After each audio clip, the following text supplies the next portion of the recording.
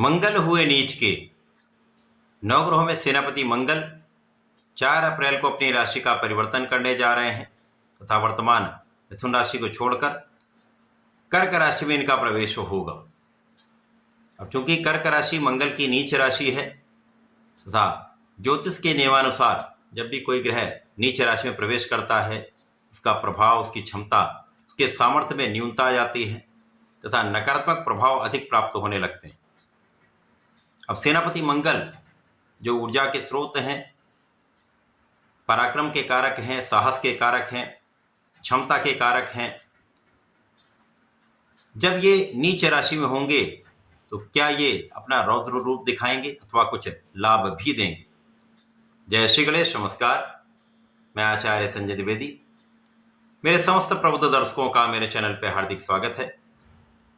प्रिय दर्शकों, आज मैं सिंह राशि के लिए मंगल के इस राशि परिवर्तन का, मंगल के इस नीचत्व काल का किस प्रकार का परिणाम प्राप्त होने वाला है, इस समय में आपके किन किन भावों पर मंगल का प्रभाव पड़ेगा, कुछ लाभ मिलेंगे अथवा कहीं पर कुछ समस्या हो सकती है, संपूर्ण विश्लेषण मैं पूर्ण तर्क के साथ करने जा रहा हूं।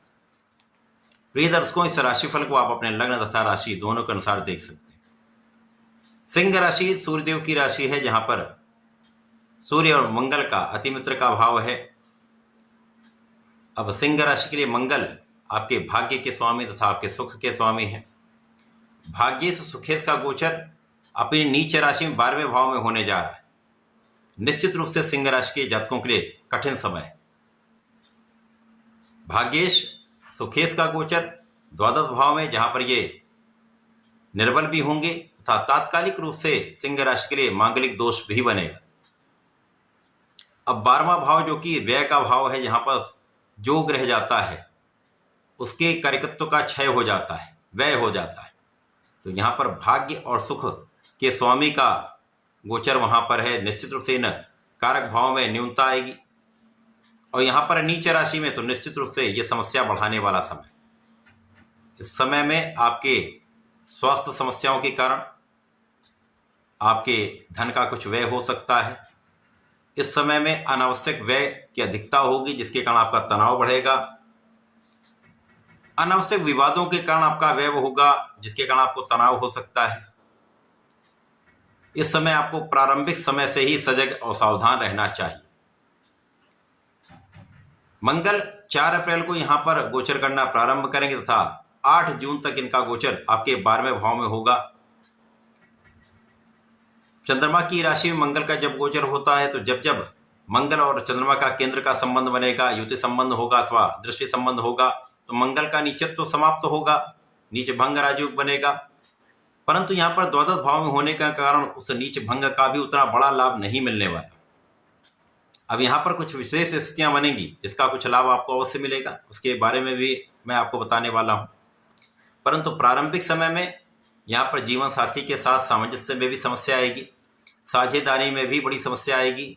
साझेदारी में आपका मतभेद निश्चित रूप से होगा, लड़ाई झगड़े की संभावना होगी, कानूनी समस्याओं में आप फंस सकते हैं, तो ध्यान आपको देना चाहिए। इसी प्रकार से धोखे की संभावना आपके साथ हो सकती है। कोई आपका साझेदार, आपका मित्र आपको धोखा दे सकता है, तो यहाँ पर आपको सावधान रहना चाहिए। अनावश्यक कार्यों में, अनावश्यक यात्राओं में आपका व्यय आपके लिए स्वास्थ्य समस्या भी बढ़ाने वाला होगा, धन की समस्या भी बढ़ाने वाला। अब मंगल का प्रभाव कहां कहां पर होगा? मंगल का प्रभाव आपके पराक्रम पर होगा, आपके षष्ठम भाव पर होगा, आपके सप्तम भाव पर होगा। तो यहां पर ये तीनों भाव निर्बल हो जाएंगे। आप स्वास्थ्य समस्याओं के कारण, बिना कारण तनाव से, अकारण धन व्यय से, कानूनी समस्याओं से, धोखे से आप इतना व्यथित हो जाएंगे कि आप उतना परिश्रम नहीं कर पाएंगे, अपने काम पर ध्यान नहीं दे पाएंगे, तो धन का लाभ भी उतना नहीं प्राप्त हो पाएगा। इसी प्रकार से इस समय में आपका लोन बढ़ सकता है, ऋण बढ़ सकता है, जो आपके लिए समस्या का कारण बन सकता है। बिना कारण व्यवधान आएंगे, बिना कारण शत्रु पक्ष आपको कष्ट दे सकते हैं। यहां पर आपके लिए प्रारंभिक समय कष्टकारी होने वाला है। अब यहां पर आपकी ढैया का समय भी आरंभ हो चुका होगा, तो आपके कष्ट कई गुना बढ़ने वाले। तो यहां आपको बहुत संयम रखना चाहिए, धैर्य रख के चलना चाहिए। वाणी पर, क्रोध पर नियंत्रण रखें, किसी प्रकार के विवाद से बचने का प्रयास करें। विशेष रूप से आपके स्वार्थी मित्रों से आपको दूर रहना चाहिए, भोग विलास से दूर रहना चाहिए, क्योंकि भोग की अधिकता स्वास्थ्य में भी कष्ट देती है तथा कष्टों का कारण बनती है, तो यहाँ आपको ध्यान देना होगा। परंतु जैसे ही सूर्यदेव अपनी उच्च राशि में जाएंगे, 13 अप्रैल को ये परिवर्तन होगा, तो कुछ स्थितियां पहले से ठीक होने लगेंगी, परंतु पूर्ण लाभ नहीं मिलेगा। जब मंगल का नीचत्व भंग होगा तो आपका परिश्रम अच्छा होने लगेगा, भाग्य का साथ भी मिलने लगेगा, इसी प्रकार से आपके कामों में प्रगति आरंभ हो जाएगी। परंतु मंगल के इस गोचर काल में मई से आपके जीवन में प्रगति का संपूर्ण अवसर मिलेगा, जब मंगल का नीचत्व पूर्ण रूप से समाप्त होगा तथा 8 जून तक के नीच भंग राजियों का लाभ आपको देने वाला।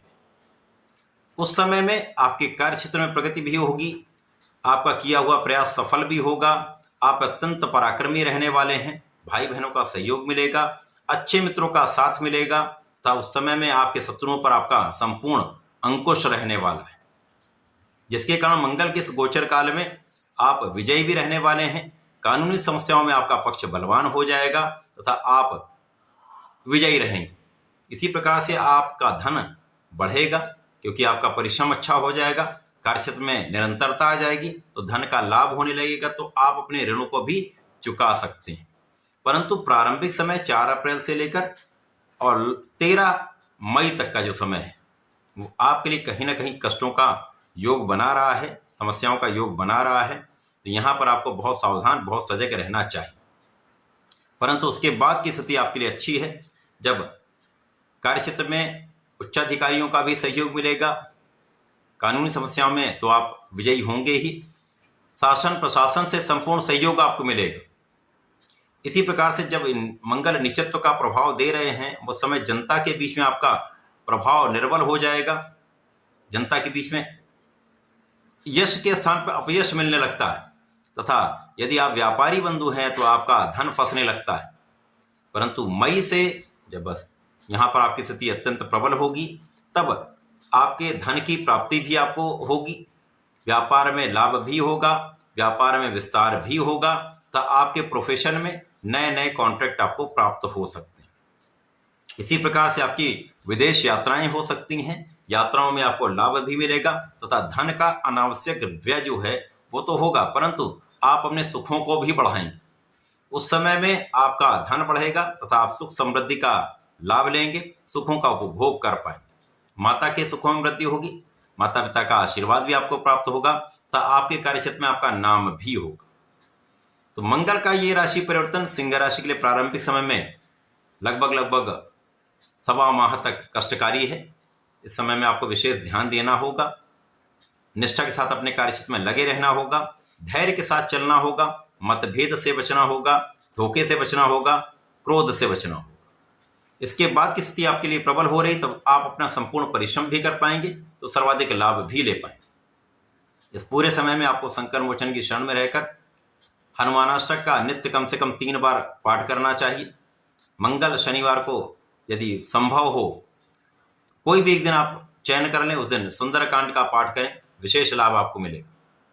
तथा इस समय में यदि दीन दयाल विरत संभारी हरहु नाथमम शंकर भारी का 108 बार जप करते रहते हैं, तो संकट आपके कट जाएंगे, समस्याओं से आप बच जाएंगे। तो ऐसा करके इसका लाभ लें। धन्यवाद, नमस्कार।